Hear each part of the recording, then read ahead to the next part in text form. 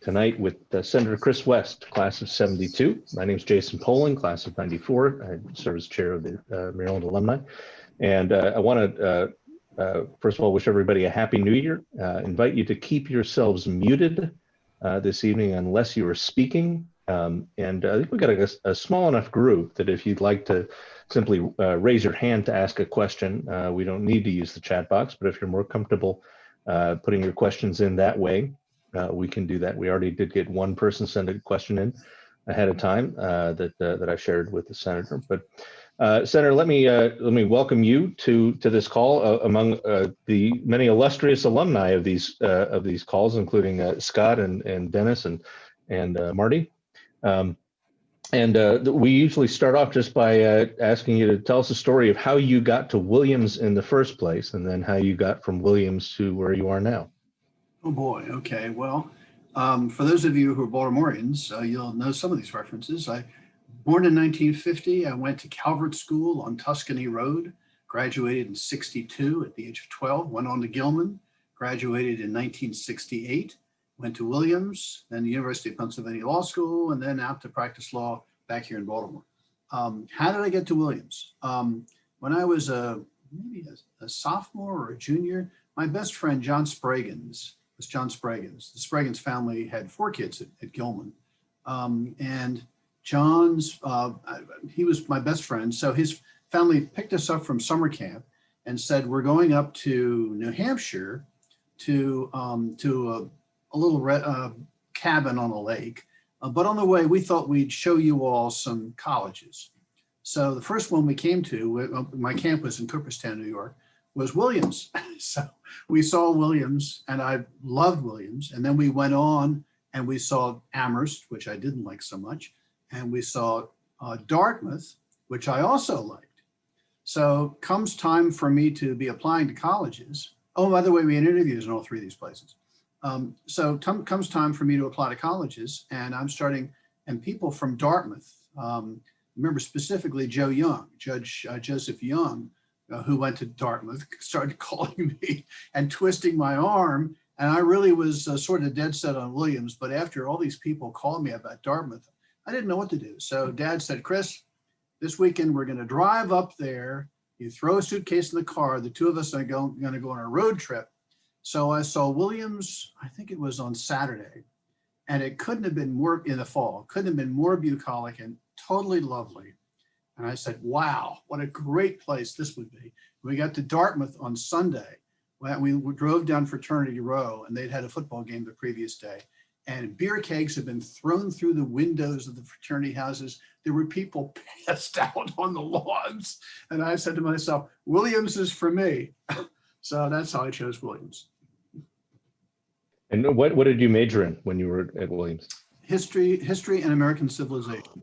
Fred Rudolph and I and Professor Scott, Professor Bostert, the professors were really important parts of my life. In those 2. And then how did you get to choosing Penn from there for law school? I didn't want to go to Columbia because it had been occupied by student demonstrators. I figured I don't want any parts of that. So I applied to Dartmouth. I applied to Virginia. I applied to Williams. I may have applied to 1 or 2 others. I can't recall. I didn't get into Harvard. I got into both Virginia and Penn. And I figured, I've been to waspy, leafy, bucolic schools, Calvert qualified, Gilman qualified, Williams qualified. And I thought, I don't really need to do this a 4th time down in Virginia. I'll go to inner city Philadelphia instead. So I chose Penn. Yeah. And then how did you get from Penn to being an attorney and a state senator? Well, the state senator came many decades later. So my first year, a law student at Penn, I interviewed, and not many first year students got offers, but I interviewed Baltimore firms that came to the Penn campus, and Semmes, Bowen Semmes came, and I was offered a job. So I went down there as a first year. I was told when I got there, I'm the first year law clerk they had ever hired, which I guess is a compliment. And then my second year, I stayed at Penn in order to take courses at Wharton. And I got a call in my third year in the fall from the people at Semmes saying, we want you. So I'd already scheduled like two or three interviews in Philadelphia firms. I called and canceled them and accepted Semmes. So I started Semmes, Bowen Semmes in 1975, and I'm at Semmes today. Now in between, I had a detour for about 20 years, but I returned to home and was elected to the management committee and did all these great things. And then about 3 years ago, when I realized that as a state senator, I wasn't going to have any time to practice law, I took of counsel status and essentially don't practice law anymore.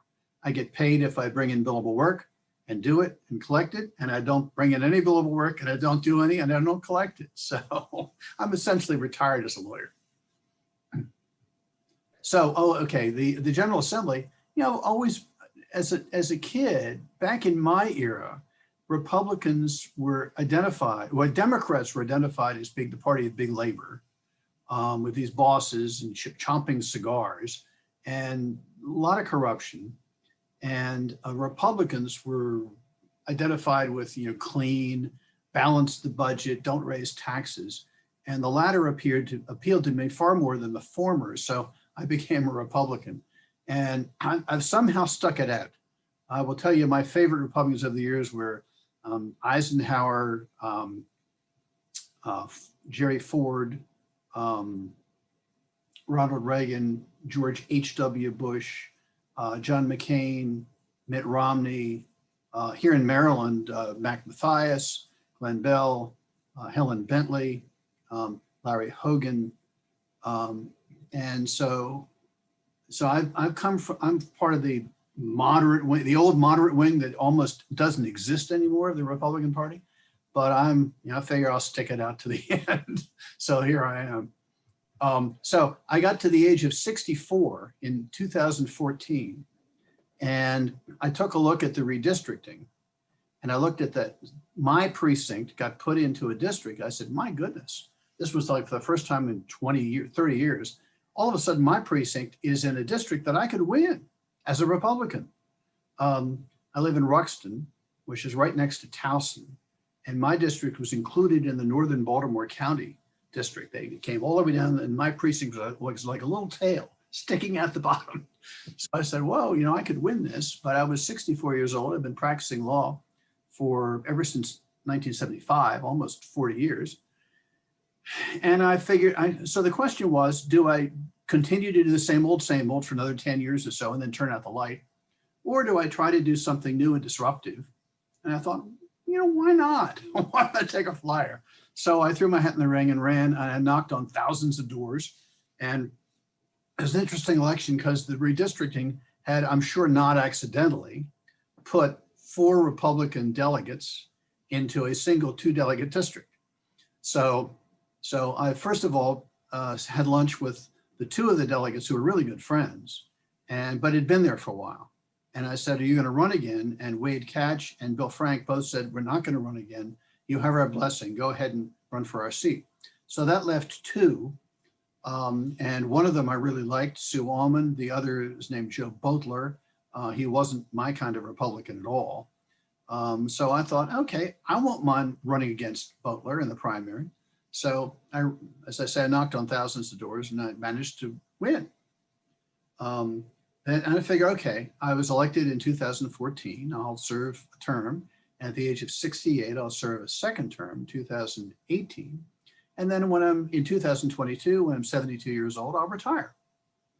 Instead of practicing law until 2022, I'll be in Annapolis till 2022. But things happen in politics. So the guy who's my state senator, Jim Brochin, out of the blue announces he's running for county executive, which means he had to give up his state senate seat. So I started calling people and saying, won't you run for state senate? And I kept getting rebuffed.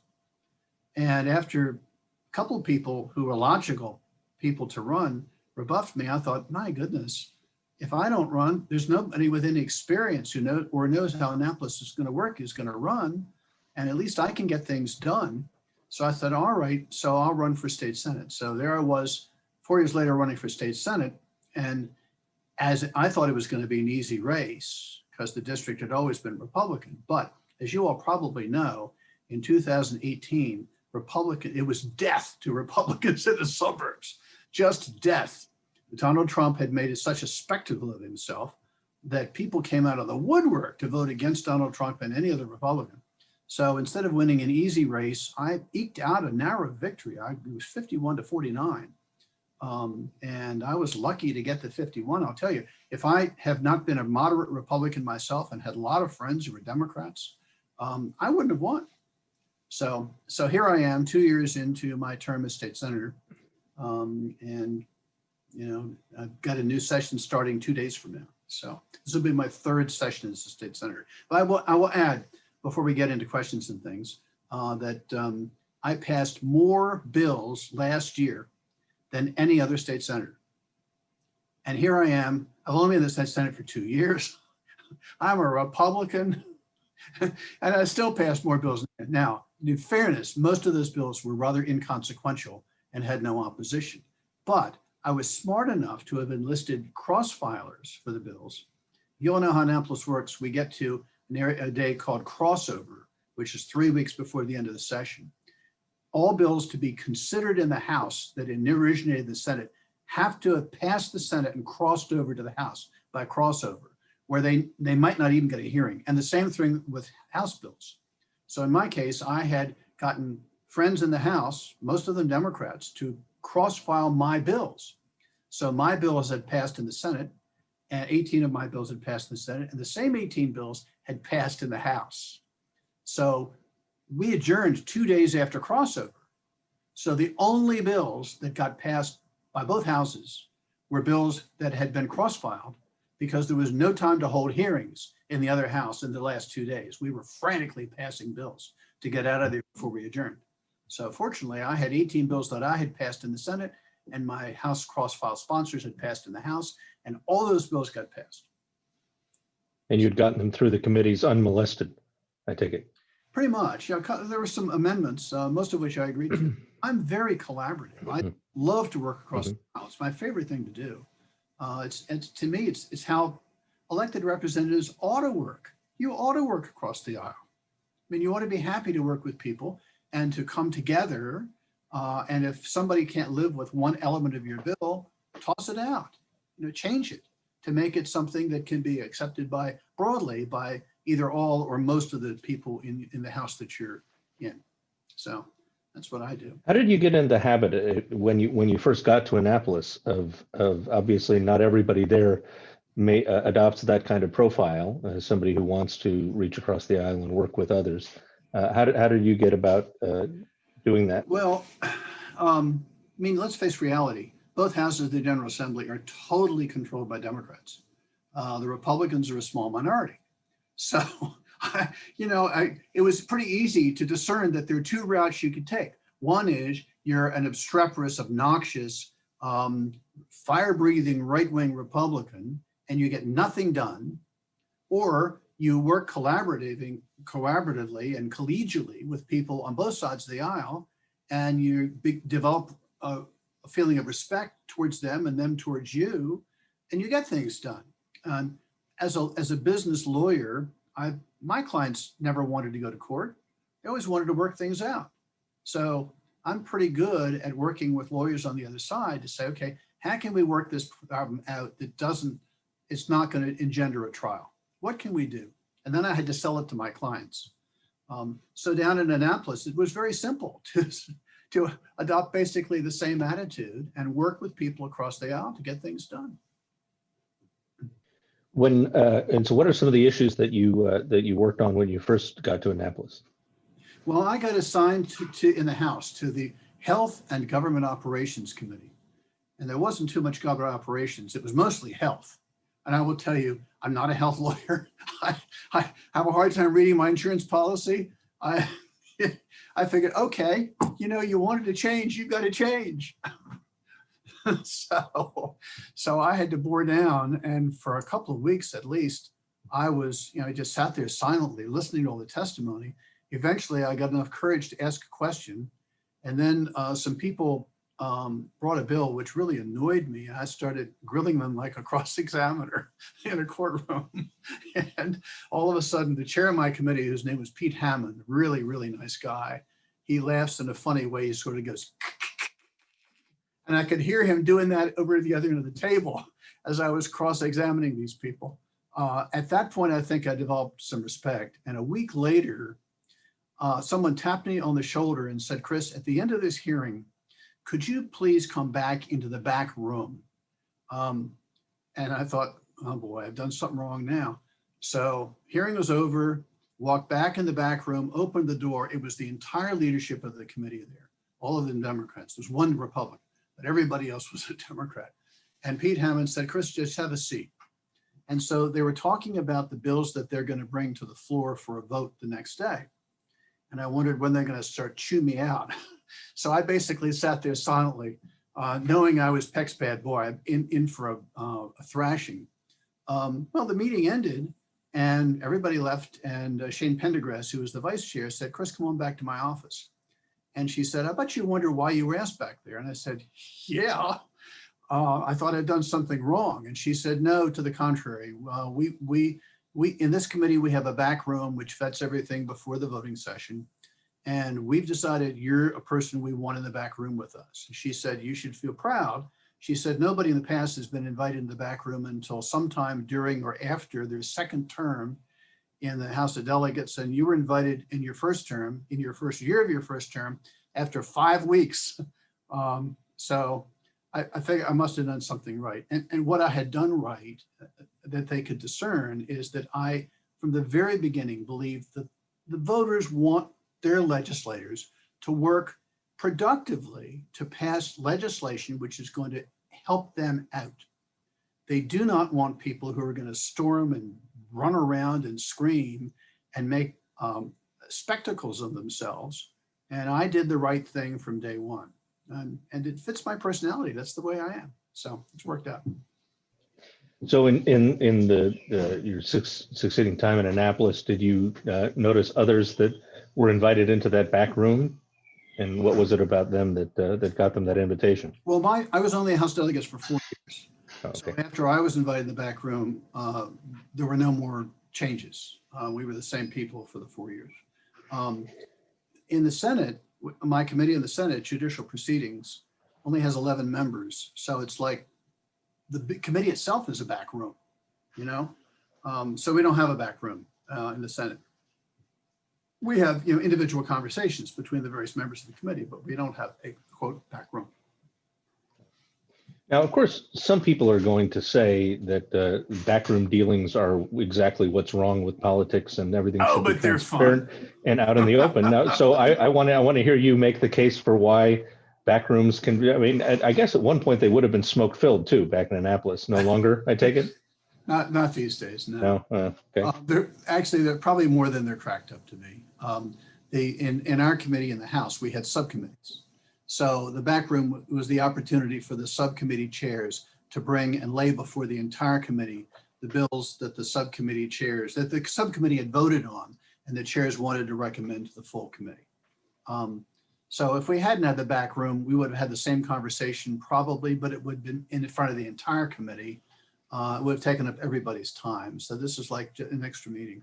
But it still was sort of neat. Occasionally, we decided there was more work that needed to be done on a bill.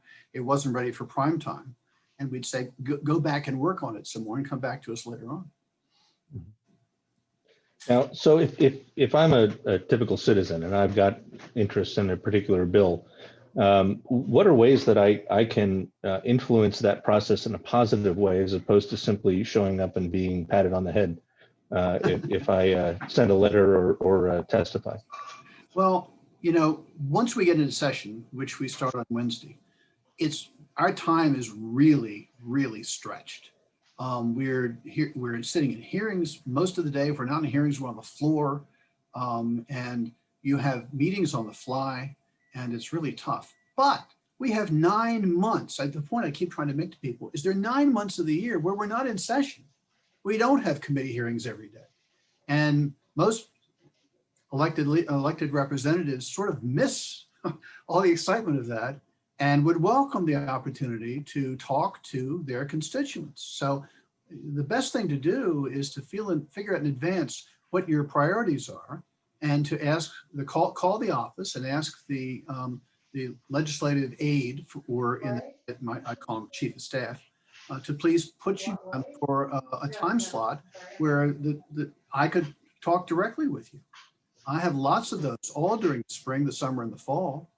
And that's a one-to-one conversation where we're just chatting about things, and you as a constituent will sort of sense where I'm coming from. I'll figure out pretty quickly where you're coming from.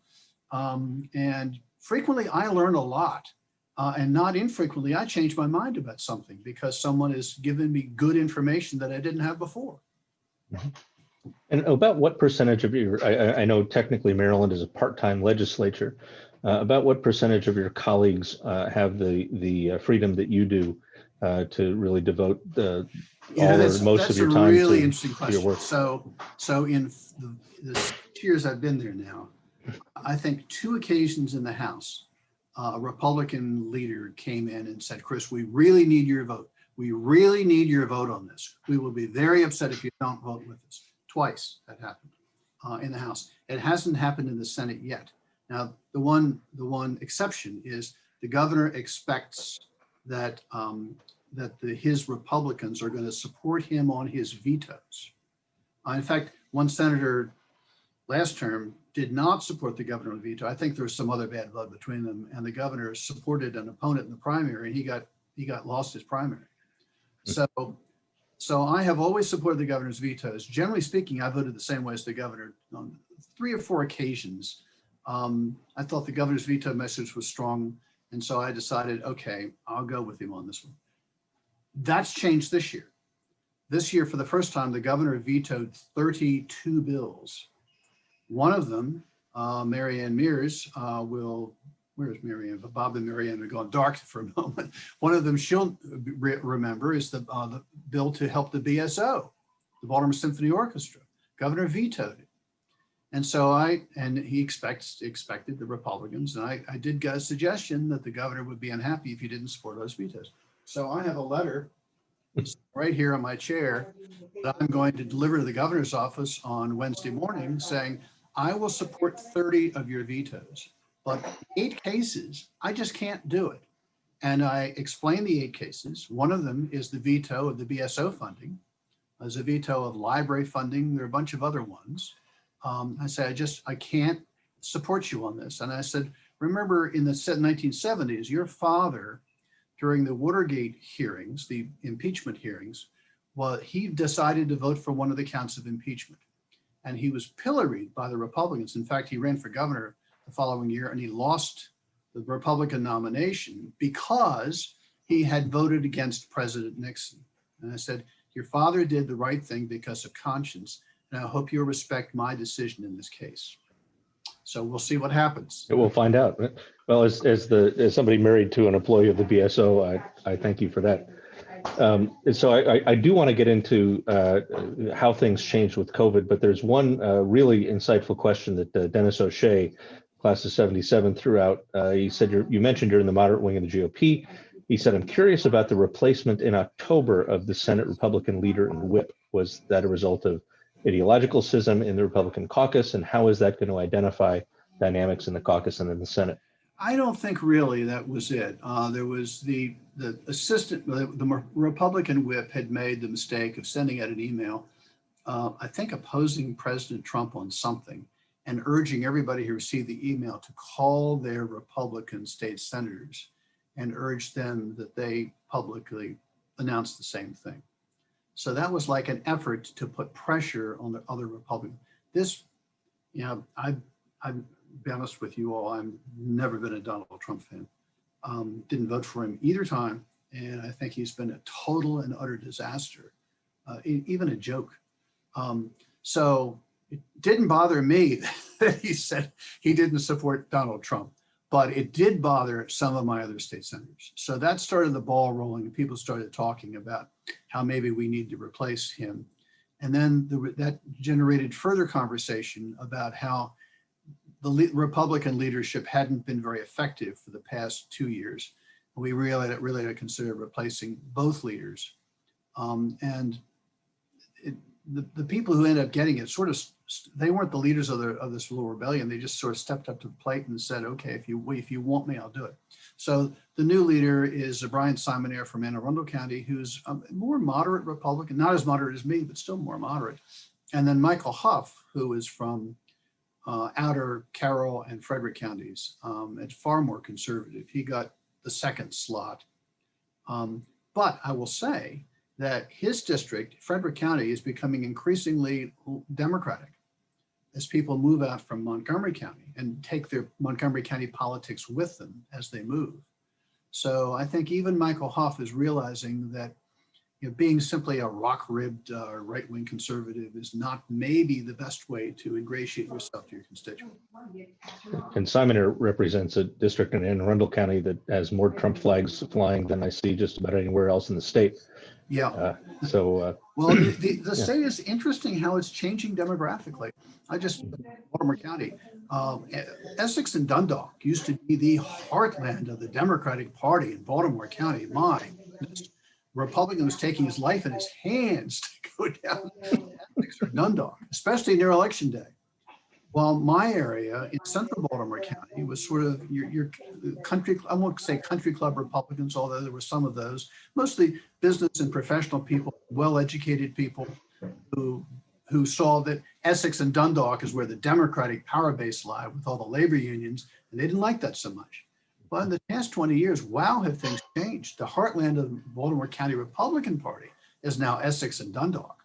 Mm-hmm. And my area in central Baltimore County, especially during the Trump years, has increasingly trended Democratic. Mm-hmm. Helen Bentley was ahead of her time. That was, they love her in Dundalk is what they always said. Well, she lived in my district. She lived right adjacent to Delaney Valley Road. Mm-hmm. She always wrote stories about the port, and the port was her first love. And most people who worked in the port live in Essex and Dundalk, especially in Dundalk. Mm-hmm. Well, let me take you back, if I can, a little less than a year ago, and ask, what was it like for you as a state senator as this threat of a virus started looming over the horizon? What were you all told when? What kind of information were you given that affected the kinds of decisions you made as a legislator? It was scary, I will say. It came up a little like a summer thunderstorm. 1 week everything's quiet, and you heard about something going on in China, and there was somebody who caught it in, was it Seattle or Portland or someplace? And all of a sudden, within 10 days, it was all over the place. And New York was just, people were dropping like flies. And so we were all upset and concerned. In our committee, when the governor went on the air to announce the state of emergency and to announce various emergency orders, we stopped hearings that day. We all sat there. There's this big thing in the middle of the room, which has TV screens on it. And we all just sat there and watched the governor's press conference for about an hour in our committee room. We weren't doing committee work. We were watching the governor. We've never done that before in all my years in Annapolis. And then, of course, the question is, what's going to happen?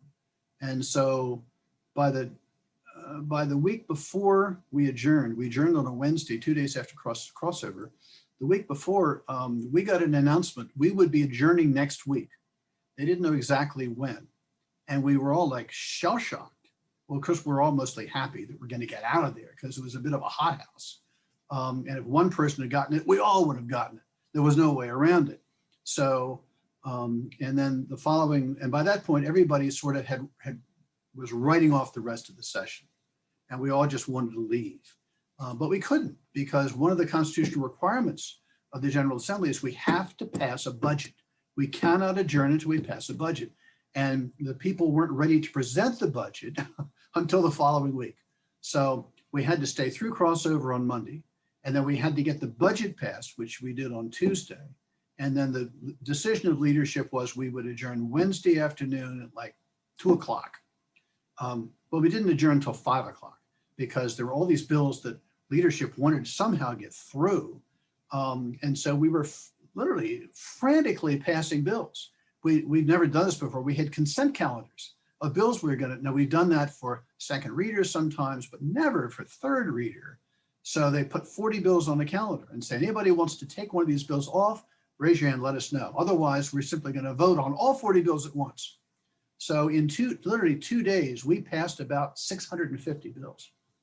And how did they discipline because I know ordinarily in that kind of a situation, everybody's got little things that they're trying to get peeled off or added on. How did they discipline everybody to behave well enough to get that much work done? Well, they knew that any bill that was going to require a lot of debate was dead. Okay. So those bills weren't even brought up for votes. So they tried to bring up for vote the bills that they thought could get through.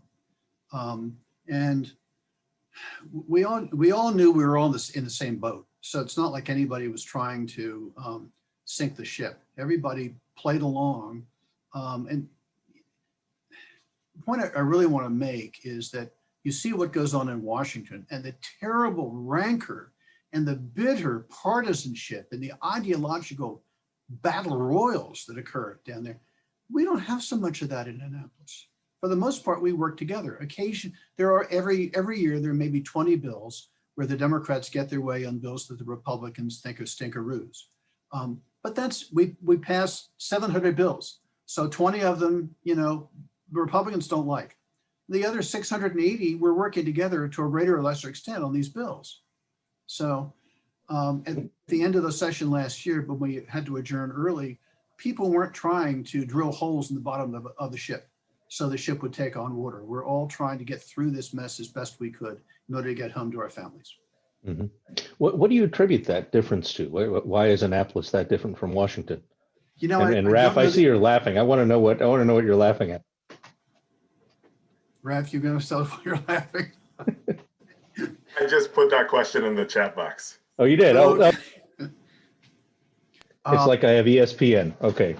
Go ahead, Chris. Well, the national press isn't focused on Annapolis. And so we don't have columnists in the New York Times and the Washington Post and the Baltimore Sun taking positions, highly charged positions on national issues. We're sort of an afterthought. So we're a little left to our own devices. And beyond that, I guess we're fortunate that most of the people, including the leadership, doesn't have ideological and partisan axes to grind. The Democrats don't want to lose control, and they won't lose control. They've controlled Annapolis since I was born, and they'll control it after I've died. So they know that's the case. So they're not these battle royals to try to embarrass other members of the General Assembly. We're only there for 90 days. We have to adjourn sine die under the state constitution, and we try to do the best we can for our constituents while we're down there. So you talked about how you finished off the term last year. So what's the guidance been for you as you prepare to go into this next term? Are you going to be practicing distancing? Are you going to be doing your hearings on Zoom? How's that going to work? Yeah, it's going to be really different. So if you look at the picture of the Senate floor, which I'm sure you'll see on Wednesday when we all arrive down there, it looks like we're all sitting in hockey penalty boxes. Our desks are totally how appropriate do you think that is? Well, we're not in Washington, D.C. If we were, they all should be in penalty boxes. So there's plastic all around our desks. Our desks are as socially distant from each other as they possibly can be. We have 47 state senators in a rather big room. And we're supposed to all wear masks. I've got 2 masks to wear, a plastic one and then a fabric one. But under the Constitution, we have to be in Annapolis to vote on bills. We cannot do that remotely. So the final votes on the floor have to be done in Annapolis.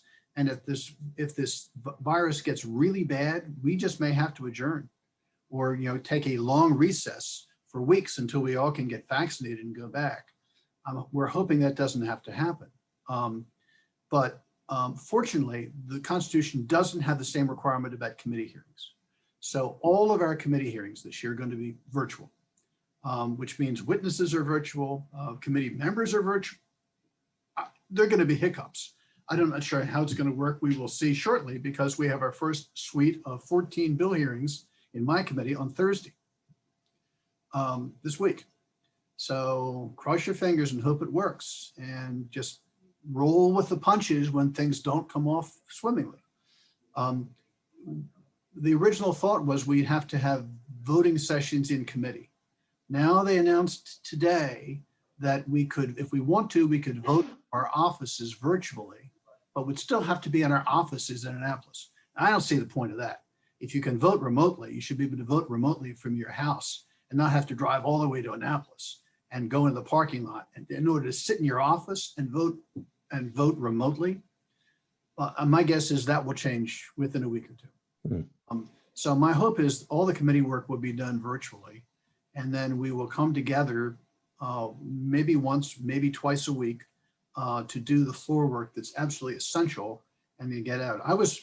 Lincoln's birthday, typically a Republican senator gets to get a speech. And there are 4 new Republican senators in the Senate this term. Well, I'm one of the 4. So this was going to be my year to get a Lincoln speech. I've done all this work to prepare my Lincoln speech, and we're not going to have any speeches. So.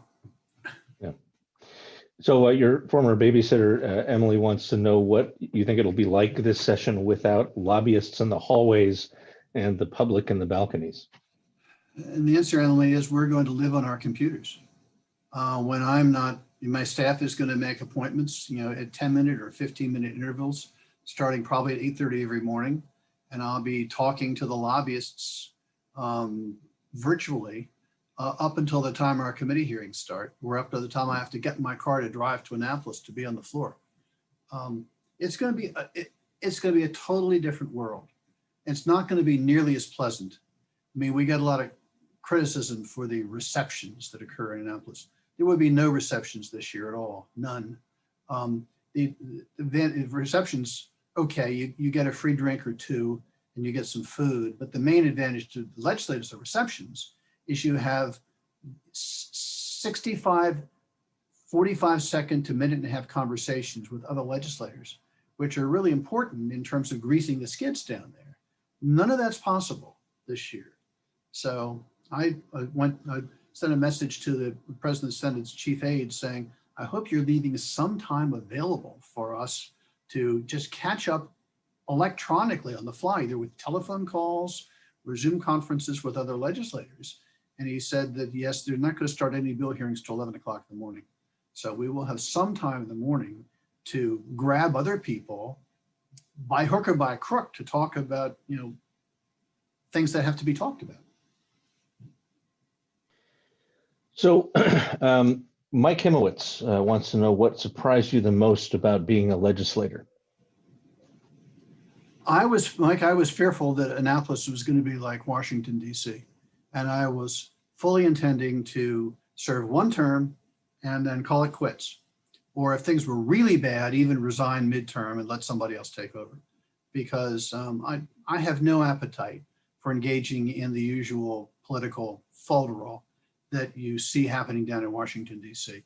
I figured if I'm going to spend my time at this time in my life on something, I want it to be useful.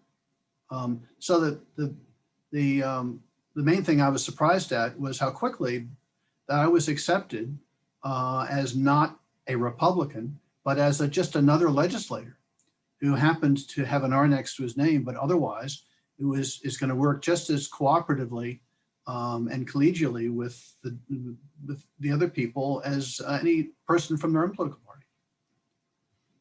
So Francie Weeks wants to know what you see as the priorities for the state now, given COVID. Obviously, you mentioned you have to pass a budget, but if your time's restricted again, what are the few things that you're going to pay attention to? I think the big things this year are going to be things that are related to COVID or to the Black Lives Matter movement.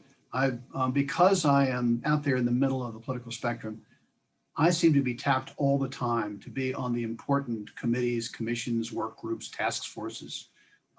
So when I was in the House, I was on the Justice Reinvestment Act task force, which made major changes in the state's criminal laws to try to get nonviolent offenders out of jail as quickly as we can and put back on the road to leading useful lives rather than simply locking them up and throw away the key. I also was put on the Save the Affordable Care Act task force to somehow make sure that the nearly 200,000 Maryland families that have their health care through the exchange wouldn't lose their health care if the Affordable Care Act were to collapse, which it was in great danger of doing when I got on the commission.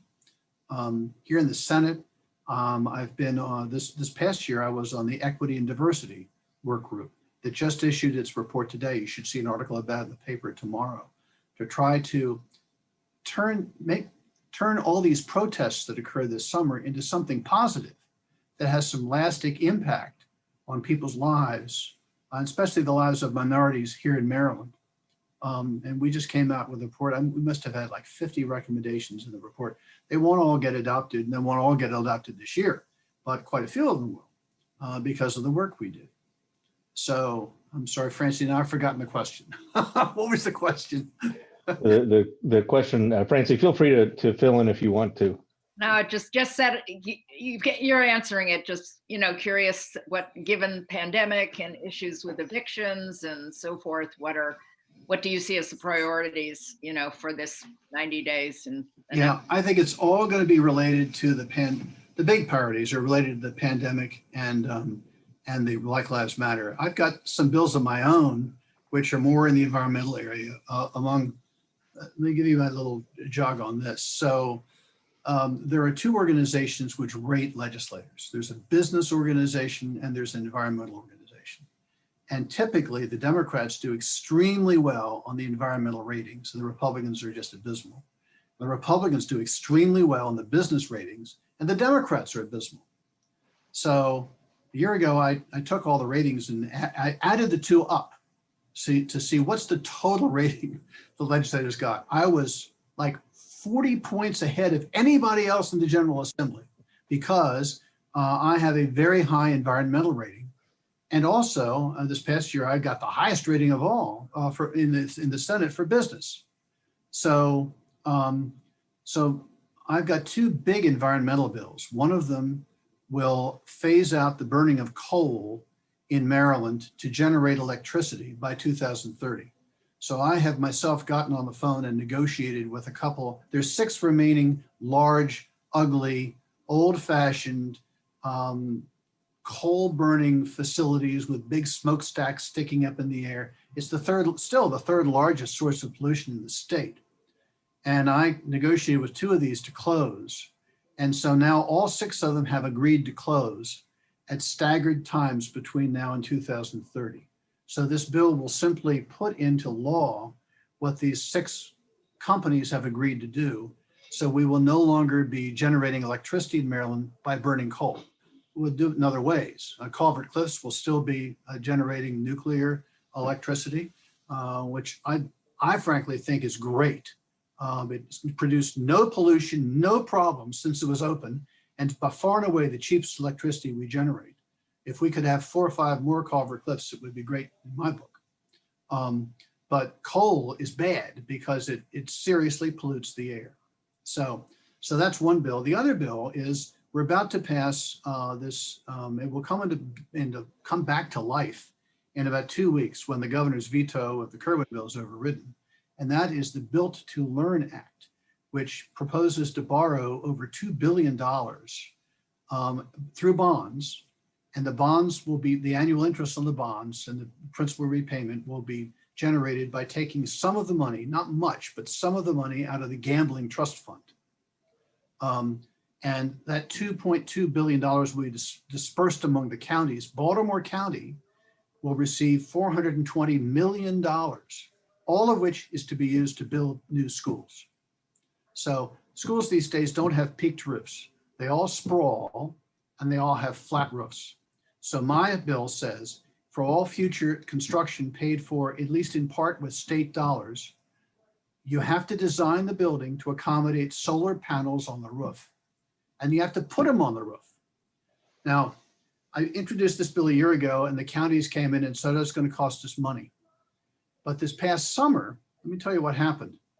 A solar company contacted the Maryland State Fairgrounds and said, we would like to put solar panels on the roof of your cow palace. And Gary Brewster, who runs the fairgrounds, he's the head of the board, said, how much is this going to cost us? And the answer was, nothing, we're going to do it for free. And he said, what's the catch? And they said, there is no catch.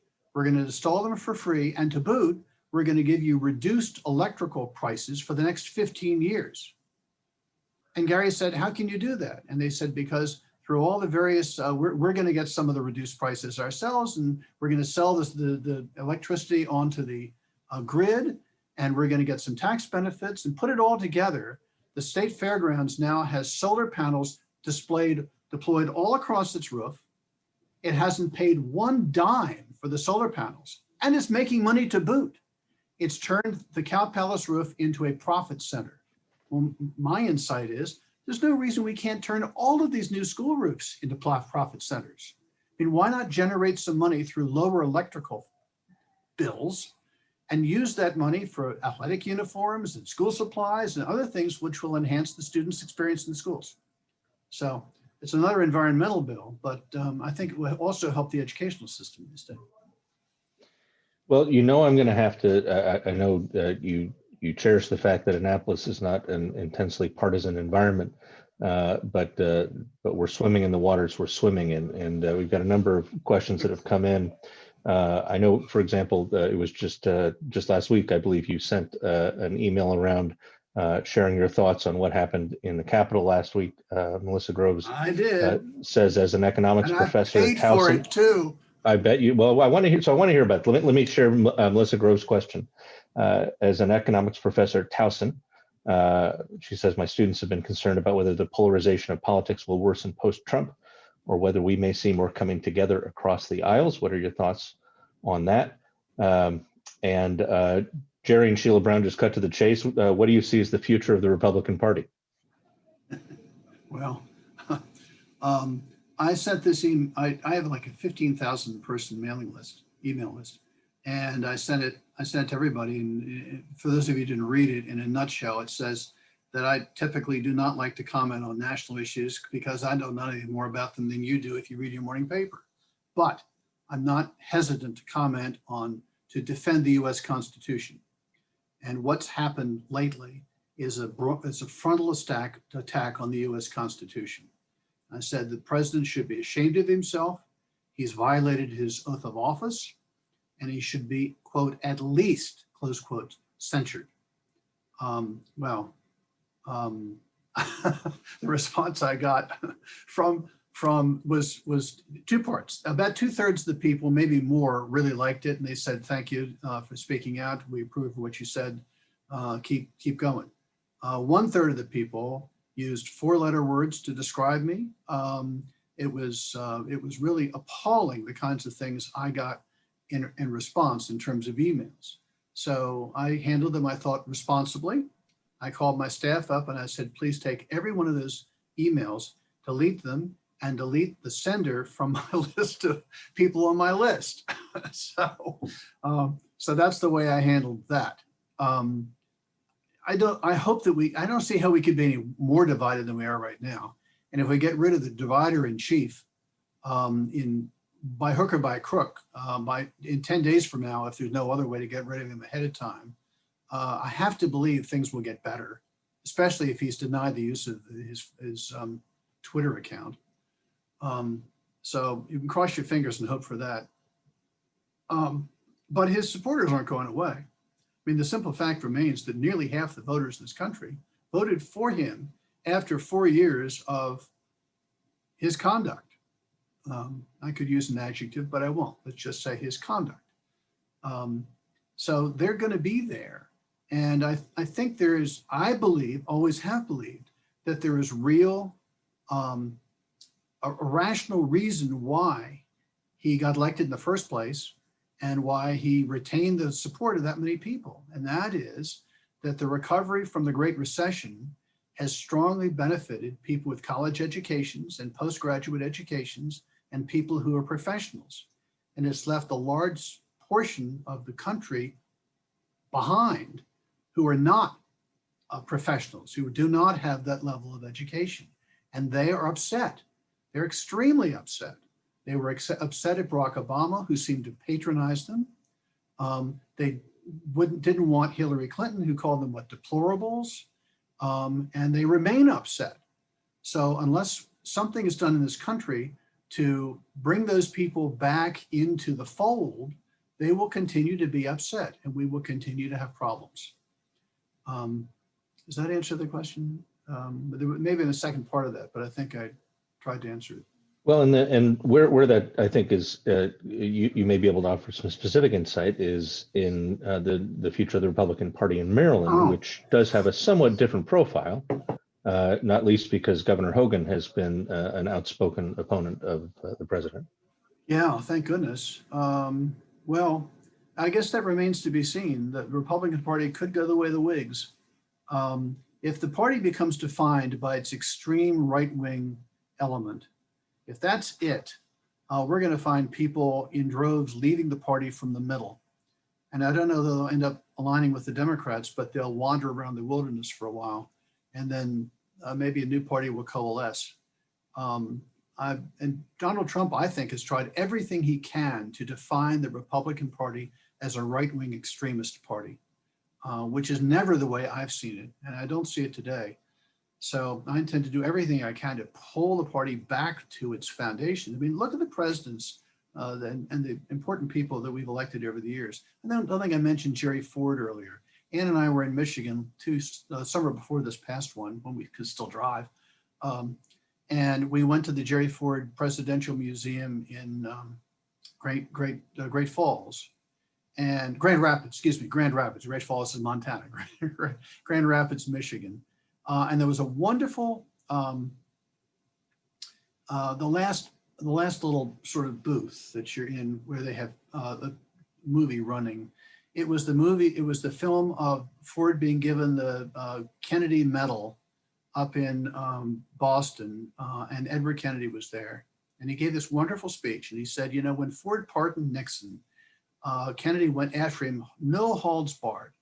And he said, in retrospect, Mr. President, you did the right thing.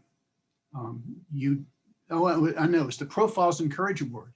You showed incredible courage in doing that because you knew it was going to terribly hurt you politically, but it was, in retrospect, it was the right thing to have done. And it's people like that who've been part of my party over the years who I've greatly respected. And I sure hope that the party can pull out of its current condition once this White House president is gone and can become the party that I loved and respected for most of my political life. Well, Senator, this has been a really rich conversation. I appreciate you taking the time. I've got a couple softballs to throw you before we're done. Oh, good. But first, let me just thank you all again for coming on the call, let you know a little bit about what we have coming up this year. This year, as you may know, is the bicentennial year of the Williams Society of Alumni. And Dennis O'Shea giving us a big thumbs up as a recovering president of the Society of Alumni. But there will be a number of exciting activities coming up. And if you're not getting the college's emails about that, let me know and I'll let you know whom to contact about it. Next month, we're going to have another Zoom call, and that'll be February 15th, Monday the 15th, same time, 7 to 8, with Gray Maggiano, class of 04. Gray is the rector of Memorial Episcopal Church in Bolton Hill, and he's going to talk about leading his congregation through a reckoning with their own racist history. And then my hope is that a little later in the spring, we can circle back around to some of the doctors that we spoke with last spring about what we've learned about COVID from this year and the way that we've responded to it. And additionally, Keebler Carey, I believe she's class of 09, Ralph. I think she's your class. She's going to be putting together some events for young alumni, opportunities to hear from folks like Bob Embry is going to be one of them. Some more seasoned EIFs who have demonstrated exceptional accomplishments professionally and may have something to share with the younger alums. And you'll be getting information on those very soon as well. So now for the fun stuff. Chris, a class that if you could take it again at Williams, what would you take over if you could? Oh boy. I loved I loved my senior class in American Civilization. And I loved a couple of classes I took from Professor Bostard. I've never heard anybody else talk about Professor Bostard in glowing terms, but he was a favorite of mine. Did you take a CIA class? Who's that? Somebody said he liked Sorry, it. who's that? I couldn't get into the Zoom meeting. I'm on the phone. This was Karen Morrissey, 93. I think I took the CIA class the last time he taught it. I think you and I were in that class together, Karen. Probably. Yeah. And he had Richard Helms So come in. RGL Waite, who was a Yes, exactly. So, and I missed Ed Johnston. I took a winter study project. I didn't take any art courses except one. It was a study of Renaissance Italian architecture, and it happened to include a trip to Italy in January. In January, and there are lots of good stories from that trip. Wow. Well, we'll just have to have you back on another call. What favorite building on campus, either from your era or if you've been back since? Wow, favorite building, the Congregational Church, maybe. Well, it is pretty. Well, I loved my house, Garfield House, which is no more, Tudor building, and it was torn down a couple of years ago.